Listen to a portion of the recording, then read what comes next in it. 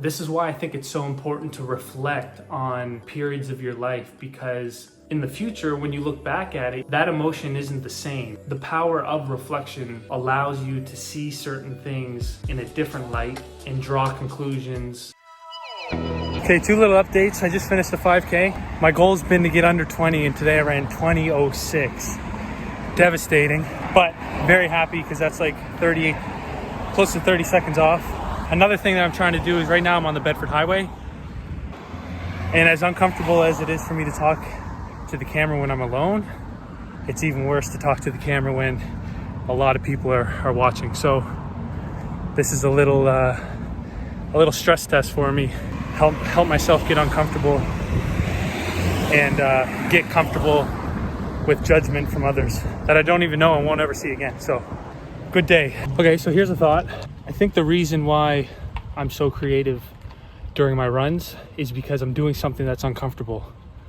Running for me is not comfortable, and it shouldn't be if you're trying to push yourself. But I was just thinking of that because what I just did on the Bedford Highway while taking a video of myself for people to see, that was next level discomfort for me.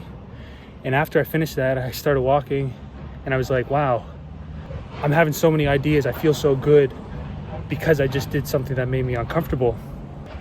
I think a positive thing about, especially for making videos and doing what I'm doing, is if I can become more comfortable with doing it in public, that's just more opportunity for me to make videos. I think people burn out, and I've experienced this before with Undress the Jersey. I went through a period of where I didn't feel like doing anything, and I think it's because the time that I had to create was so limited, because I limited myself to just doing it when I'm alone in a certain place at a certain time. I think the more comfortable I do with being open to it, it gives myself more time to create. So I think that's going to allow me to do this for longer, not burn out as quickly, continue doing what I do. It's just all about creating opportunity for yourself. So that's some 2 cents on my walk home. Hey everyone, welcome back to another episode of Undress the Stories. I'm Tristan Ross. I'm the one behind Undress the Jersey, a platform that allows all athletes to share their story. In today's episode, we're looking at 3 stories that were shared on the platform by 3 incredible athletes, with stories that range from overcoming injuries and getting into the idea that as athletes, our sport doesn't define who we are. This is something that I've experienced, especially finishing my basketball career. It's something that we as athletes struggle with, and it's almost a new obstacle for us to encounter, especially when we've played a sport for our entire life and then comes a point where we're not playing that sport anymore. Trying to find ways to stay involved or use what we learned into something new is a challenge. So without further ado, let's hop right into it. So our first story comes from Jane Boyle, who is a member of the University of New Brunswick basketball team. Basketball has been a part of my life since I was 5 years old. Even at that young age, I remember feeling a fire inside of me ignite every time I stepped onto the court. Whether it was for the Osprey mini team or for UMB, it didn't matter what team it was, I always felt the same way. The fire that has been ignited in me for so long got lost this past season, which was my 3rd year playing for UMB. During preseason, I found out that I had mono and couldn't play for 4 to 6 weeks. But being an athlete and wanting to get back out there, I came back just after 4 weeks. My first practice back, I sprained my ankle and had to sit out for another 2 weeks. I started to really struggle with the mental side of the game and didn't know what was going on. I felt lost. I felt like I couldn't do anything on the court and that I had lost every part of my game that I had worked so hard for. I ended up reaching out to our team's sports psychologist, and being able to talk to someone who understood what was happening was such a relief. He helped me find the fire again, and looking back now, I've learned so much about myself this past year. I'm forever grateful for what this game has taught me and what it will continue to teach me over the next few years playing for UMB.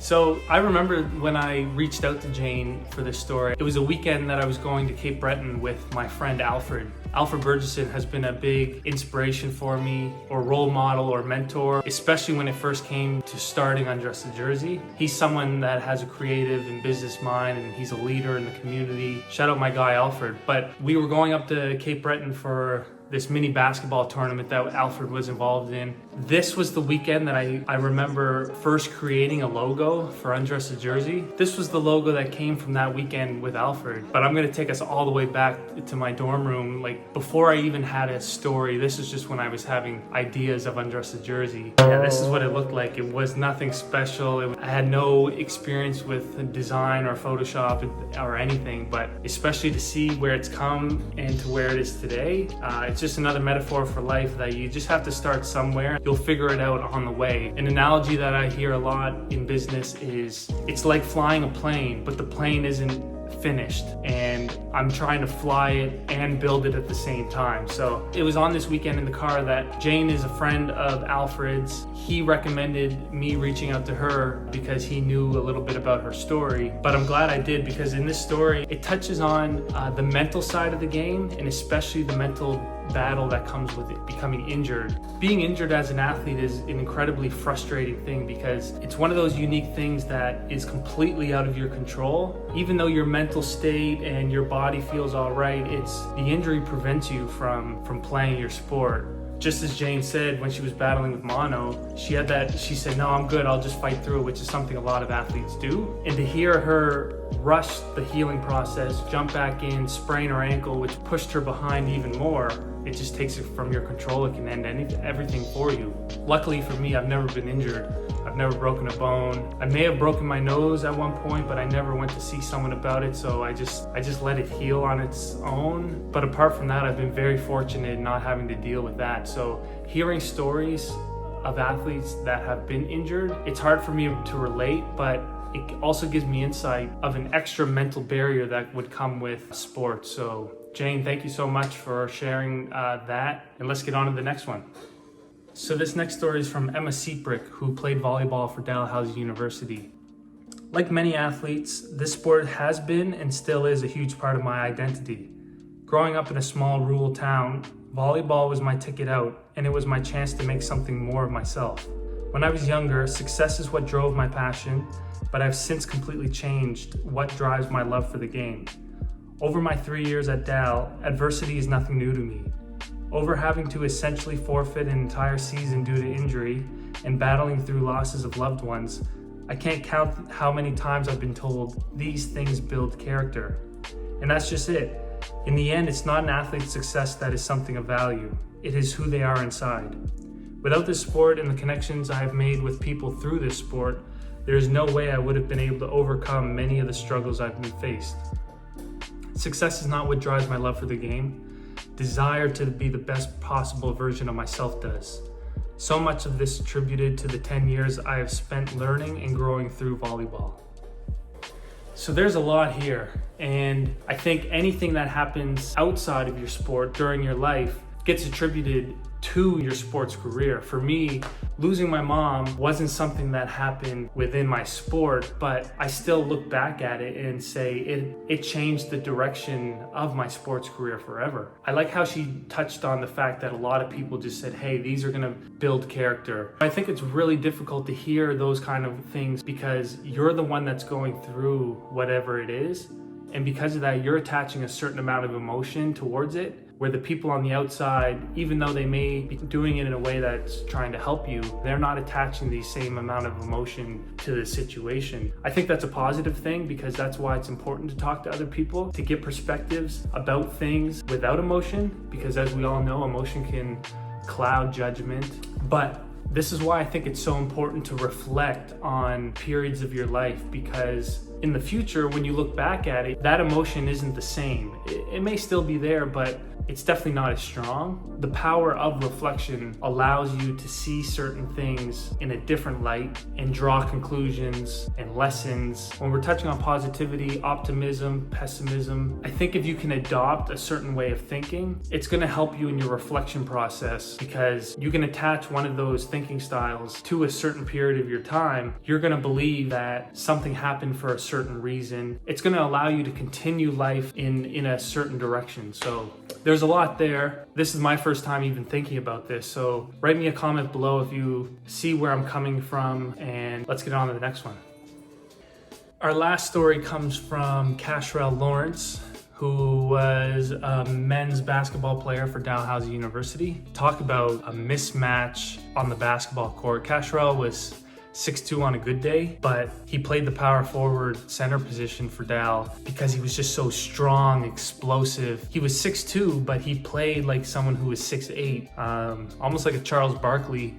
He was fast. At the center position, to have someone who is 6'8" or 6'9" guard up with someone who's 6'2", it's just going to create problems on the perimeter. Yeah, he was definitely someone that made the scouting report pretty difficult. So shout out Cashrell. When I chose to come to Dalhousie, there was some criticism on whether that was the right decision. Many of my friends never heard of the school and thought I should have picked a better option. My family believed that I could have picked a better program closer to home. I knew I wanted to commit to a school that was a good academic institution in a major city and had a good basketball program. Dalhousie in Halifax offered a good balance of athletics, academics, and was the same size as my hometown, Brampton. Despite telling them, I wanted to prove those back home that I made the right decision and that I left home for a good reason. Thankfully, others had the vision and trusted in Dalhousie the way I did, and we've shared some success. I have no regrets on moving away, although it was a tough decision. I feel that this school and city has helped me grow to my potential not only as a basketball player, but as a person as well. So there's a lesson in here that I think needs to be talked about more. It's something that athletes for sure experience, but even people who aren't athletes or play sports experience it as well. We tend to place value on what other people think far too much, and I think that's probably one of the major things that holds us back in doing what we want to do. Just from Undress the Jersey, in the past few weeks I've had the opportunity to talk to two athletes that highlight this in a major form. So for David Thompson, who's a hockey player at U of T, he described hockey as a label-oriented sport, meaning that if you didn't play in a certain league or go to a certain school, you were maybe under-recruited or overlooked by someone who did. In basketball, you see it all the time, especially for Canadians. If you don't go NCAA Division I and play Duke University and play on TV, then you have no chance of making it anywhere in basketball. Talking to Kaysa Keane, who played Team Canada, he saw both sides. He had the opportunity to play Division I, and then he came back and played for Carleton University. And even he says that a lot of people are placing too much emphasis on the level that you play and the school that you go to. At the end of the day, it's performance-based, so if you're good enough, you're going to be seen. Kaysa has a lot of credibility because he's someone who played in both the US and Canada. He's on the senior men's national team. He played for the Raptors 905 in the G League. Now he's over in one of the top European leagues in Germany. I think a lot of people are just placing way too much emphasis on what other people think of them. This relates to me as I opened this video with me training myself to not place too much emphasis on what other people think by filming thoughts and recording myself in a public area.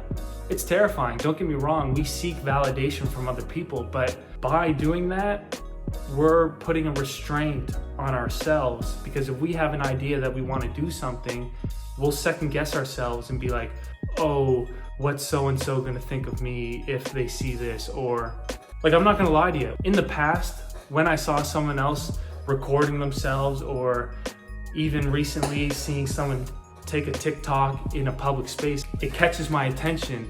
But I think now that I'm experiencing it myself, I have more empathy for those people and I support it, or I don't make it obvious that I see them doing that because I don't want them to feel uncomfortable or judged by me. At the end of the day, we're humans and we're social creatures and we seek validation from other people, but it's something that we need to get over. And there's nothing wrong with seeking validation from other people. I think it's important to get perspective and advice from other people because, like I said, by doing that, it removes a lot of the emotion that we have tied in the situation that we're in. I just think when it gets to the point that it stops you from doing something that you want to do, that's when you have to see that light bulb go off and make that decision for yourself. And in the examples that you see of successful people, like Cashrell was a very successful basketball player playing for a very successful program. But if he let the opinions of his friends and family